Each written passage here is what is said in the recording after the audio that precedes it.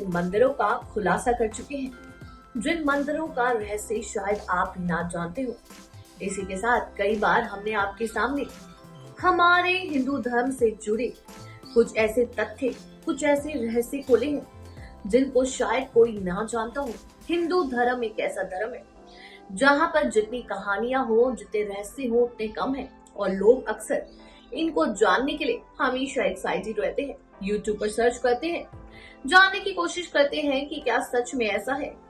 तो आज एक बार फिर से हम आपके सामने लेकर आए हैं एक ऐसे मंदिर का रहस्य जिसको शायद कोई ना जानता हो।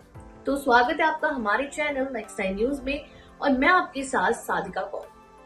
तो क्या आपने कभी सुना है एक ऐसे मंदिर के बारे में जिस मंदिर के अगर आप दर्शन भी कर लो तो कभी भी आप अगले जन्म में जानवर नहीं बनेंगे। जी हाँ, आप जानवर की जून में कभी पैदा नहीं होंगे। तो देखिए हमारी ये रिपोर्ट। विश्व में 2 पशुपतिनाथ मंदिर प्रसिद्ध हैं, एक नेपाल के काठमांडू और दूसरा भारत के मंदसौर का। दोनों ही मंदिर में समान आकृति वाली मूर्तियां स्थापित हैं। नेपाल का पशुपतिनाथ मंदिर एक प्रसिद्ध और पवित्र हिंदू मंदिर परिसर है जो नेपाल की राजधानी काठमांडू घाटी के पूर्वी भाग में काठमांडू से लगभग 5 किलोमीटर उत्तर पूर्व में बागमती नदी के तट पर स्थित है। बता दें, पशुपतिनाथ भगवान शिव को समर्पित एशिया के 4 सबसे महत्वपूर्ण धार्मिक स्थलों में से एक है। ये मंदिर 5वीं शताब्दी में निर्मित और बाद में मल्लल राजाओं द्वारा पुनर्निर्मित किया गया था। पशुपतिनाथ मंदिर के मुख्य शिवालय शैली में एक सोने की छत है, 4 तरफ से ढकी हुई चांदी और बेहतरीन गुणवत्ता की लकड़ी की नक्काशी है। कई अन्य हिंदू और बौद्ध देवताओं को समर्पित मंदिर पशुपतिनाथ के मंदिर के आसपास है। पशुपति मंदिर काठमांडू घाटी के 8 यूनेस्को सांस्कृतिक विरासत स्थलों में से एक है। वहीं एक ये शमशान स्थल भी है जहां हिंदुओं का अंतिम संस्कार किया जाता है। बता दें, हिंदुओं का दाह संस्कार नदी के किनारे बने प्लेटफॉर्म पर होता है।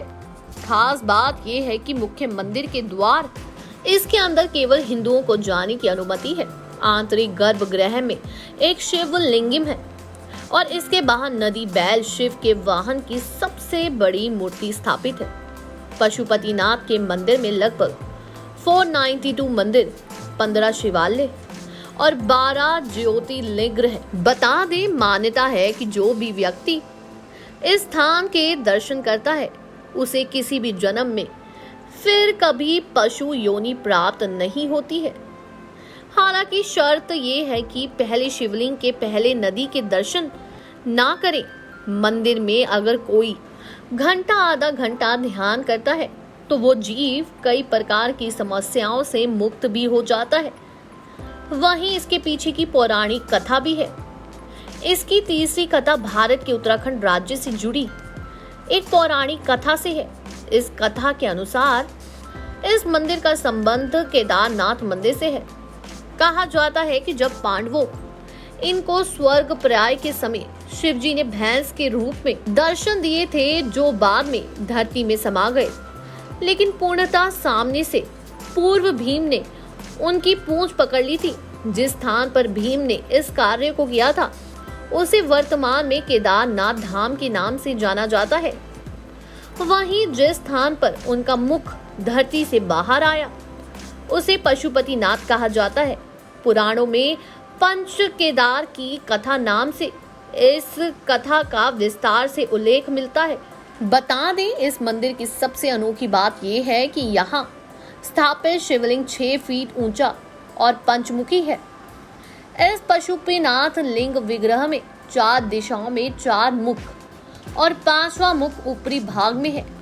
प्रत्येक मुखाकृति के दाएं हाथ में रुद्राक्ष की माला और बाएं हाथ में कमंडल है। सभी मुख अपने आप में कुछ महत्व का नाम लिए हुए हैं। शिवलिंग पर पूर्व दिशा की ओर बने मुख को तत्पुरुषा, दक्षिण को अघोरा, उत्तर को वामदेव और पश्चिम दिशा वाले मुख को साधयोजटा के नाम से जाना जाता है। वहीं पशुपतिनाथ मंदिर स्थित शिवलिंग के इन मुखों को 4 धर्मों, हिंदू धर्म के 4 वेदों के चिन्हों के रूप में वर्णित किया जाता है।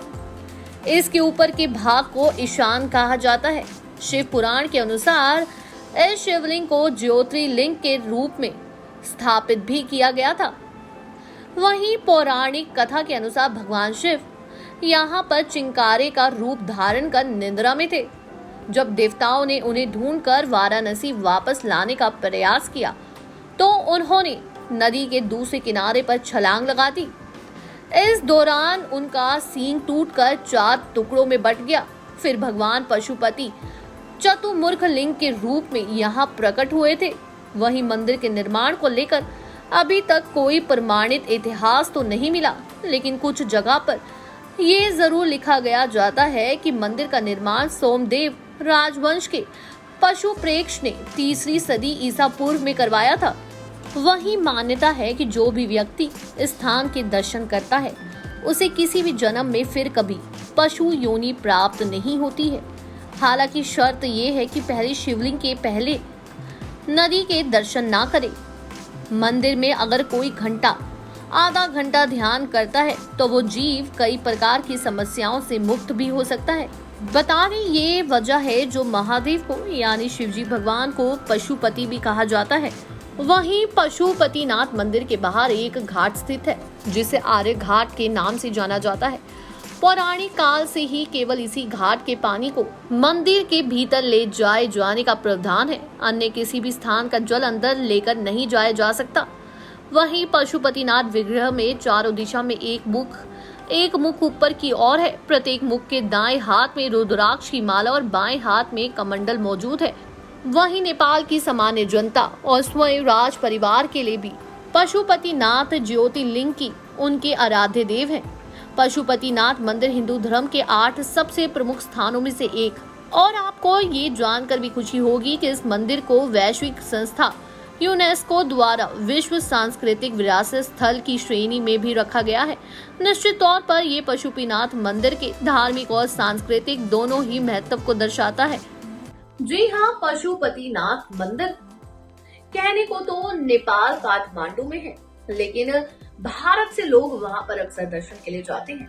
कहा जाता है कि अगर नियम अनुसार इस मंदिर के दर्शन हो जाएं, तो किसी भी योनि में, किसी भी जून में आप कभी जानवर हो ही नहीं सकते, भले ही आप कुछ हो जाएं। कहा जाता है कि यहाँ पर जानवरों की बहुत पूजा की जाती है।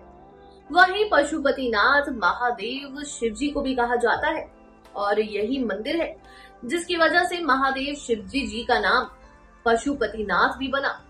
इसी के साथ इस मंदिर से जुड़ी कई रहस्य है, लेकिन कोई नहीं जानता कि इस मंदिर का निर्माण किसने किया। इस बात की अभी तक कोई पुष्टि नहीं हुई है। इस मंदिर में ऐसा कुछ लिखा ही नहीं हुआ, ना इस मंदिर से जुड़ी कोई कहानी है। अगर आपको ये वीडियो अच्छी लगी हो तो चैनल को सब्सक्राइब करें और बेल आइकन दबाना ना भूलें। धन्यवाद।